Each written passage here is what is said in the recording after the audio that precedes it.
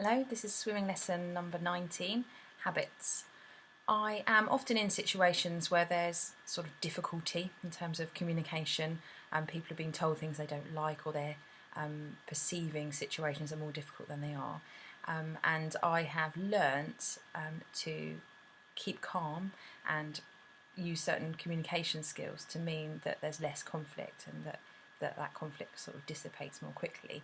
And friends have recently said to me, goodness, you're a better person than I am, or goodness, how on earth did you keep your cool in that situation? And the truth is, because I've practiced and I've changed my habits, my habitual responses to difficulty. And it does take practice, and the better responses only happen some of the time because we're all human and we are all doing the best that we can. And somebody said to me, I'm quite interested in that. I'd like to know a bit more about how we can change our habits. And it's fairly simple, luckily, you'll be pleased to hear, because whilst our brains are really plastic, they're like plasticine really, we can change the pathways in them. A lot of our habits and our emotional responses and our behavioural responses to things are kind of formed by the time we're about 5. Because we've had quite intense modelling from adults around us. About 5 we go to school, so that environment is quite intense, and so our brain pathways develop.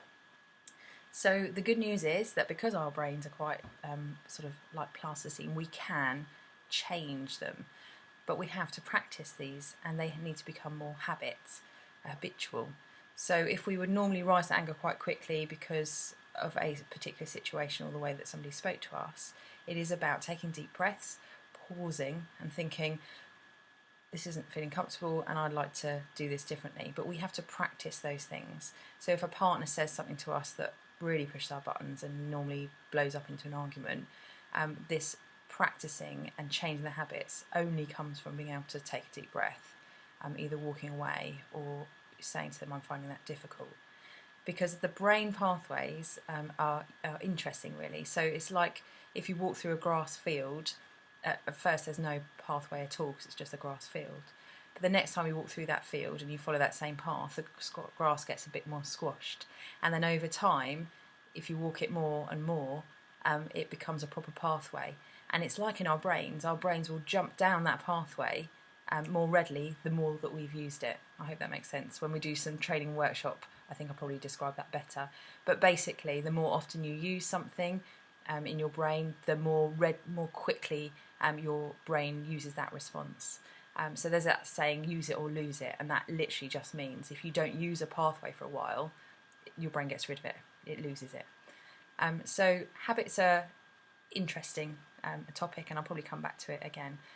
But you can absolutely change how you respond to difficulty, how you respond to your children, to your friends and to certain family members if you just practice. If you're really conscious of it, you're mindful of it, and you take time to practice taking a deep breath, putting a full stop in and trying something new.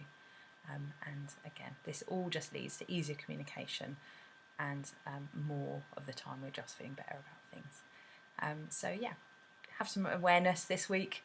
Think, what habits would I like to change? What habits do I have that aren't that useful to me? And what would I like to shift to from the position I'm in? So good luck with that. It takes a bit of time, but it's quite interesting, and it absolutely can happen. So speak to you soon. Bye for now.